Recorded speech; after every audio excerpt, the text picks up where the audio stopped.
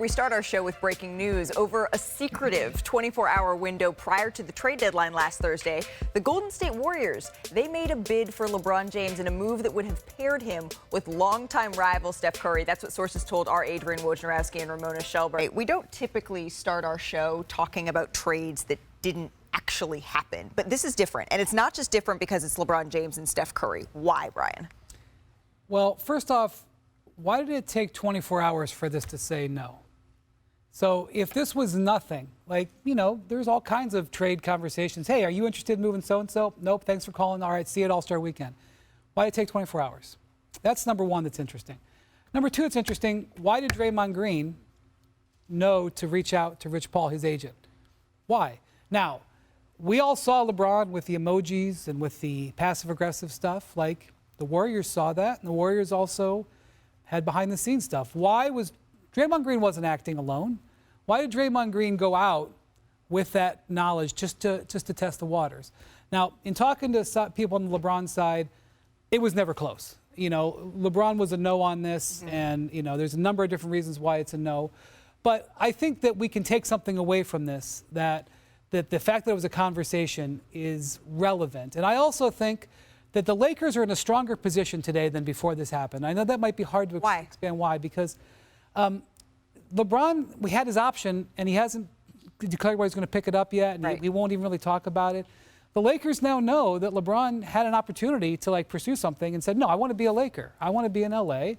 Whether it took him 24 hours or 24 minutes, he said no. So the Lakers now have that, and it almost backs up the Lakers' decision to not do anything at the trade deadline, and it takes them into the draft where they have this Bronny James situation, which we're not real sure on, knowing that they've got LeBron having said yes and are almost kind of de facto recommitting to the franchise. It feels like there are layers to this that we are peeling back here, Perk. Oh, it's a few layers. It's a few layers. And listen, let me ask y'all a question. If they were willing to try to get LeBron James and go to State, who were they trying to give up?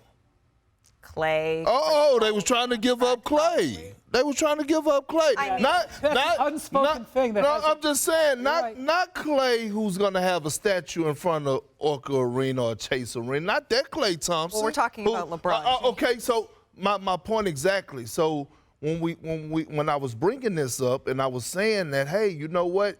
So Clay is not, you know, a guy that's untouchable, right? When it comes to a certain player, right? It's certain players around the league that they've been willing to trade Klay Thompson for. That's number one. Number two, LeBron James, he couldn't have taken that, right? No way in hell he could go to Golden State.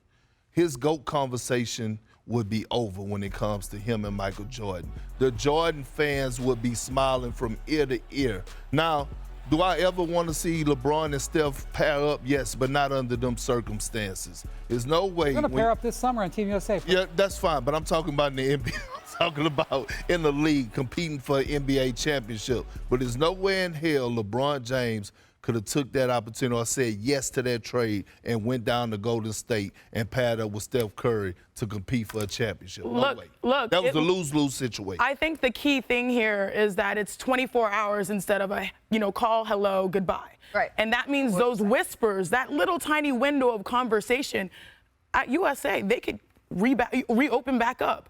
But overall, my biggest takeaway here is more on the Golden State side. To me, this implicitly said, as Warriors, we're not enough. I know we debate the dynasty all the time, but if you have Draymond Green, who, by the way, he probably would not make these calls by himself.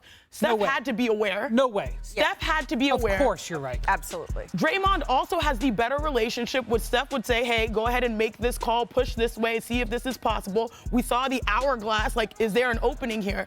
This shows that Steph and Draymond are aware that they need more. They need more star power. And yes, I see perking up because it means, like, is Clay a part of this? We already heard within the last 48 hours that Clay publicly said, I'm willing to take a lesser role. I think these pieces are all coming together. It may not amount in a LeBron James, but over the offseason, it may change to somewhere else. Just let me frame something real quick. There was no official offer.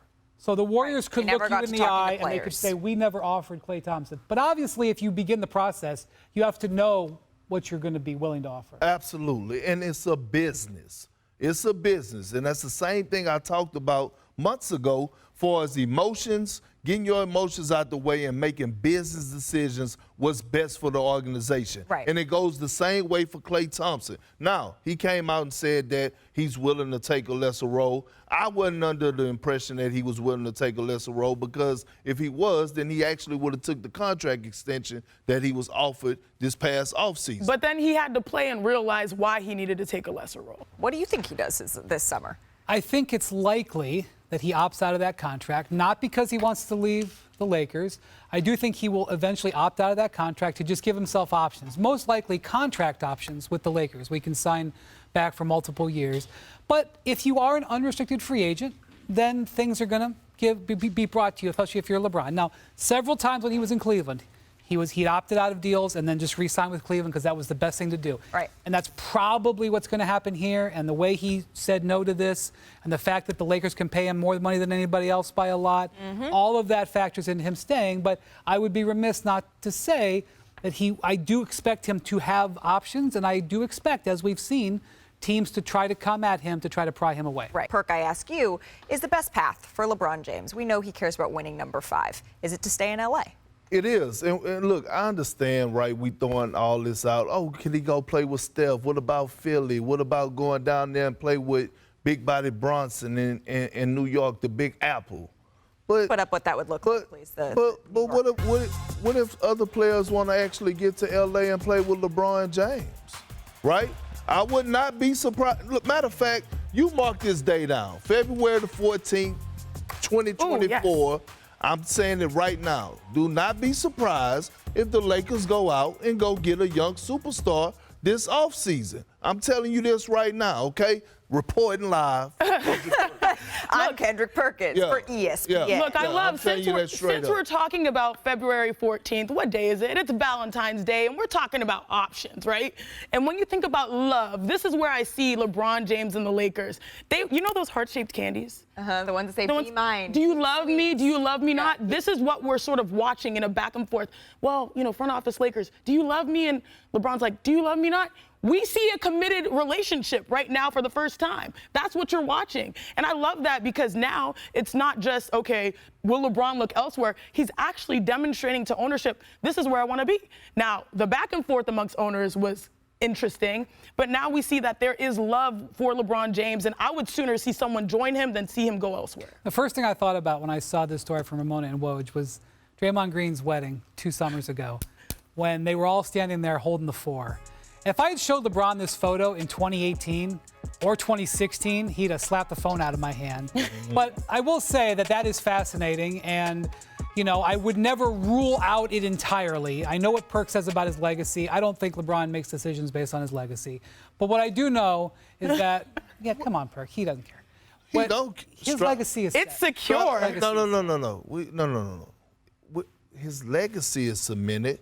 But we're talking about the GOAT conversation. That is so subjective, though. I don't know that anyone who ever has walked in. I'm not sure about that. What I'm saying is, I'm not sure that winning a 5th ring is the most important thing to him. Okay.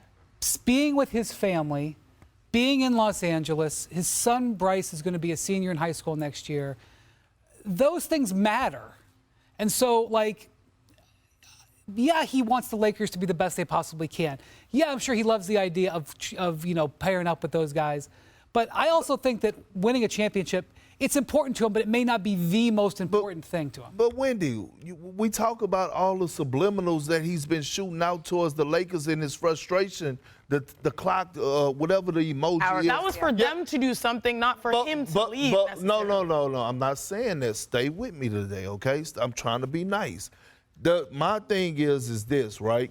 He's shooting that out there. Why? Because he wanted them to make a move for the team to do what? Get better, so that he could have what? A better opportunity of winning a championship. Sure. It matters to that man. Well, I understand. Yeah, he could have signed in Philadelphia in 2018 if all he cared about was Lakers titles. have a pathway this summer. They didn't move on from those picks. Now they have 3 tradable That's picks right. over the summer. Important. That's important. And so now She's backing you up, Perk. Yeah, they have more options this summer to get better. And Mark it down, Malika. Write it down. Yeah, February 14th, Sources 2024, sources from Perk. I promise I didn't plan this segue this way when we're talking about what LA could want and need, but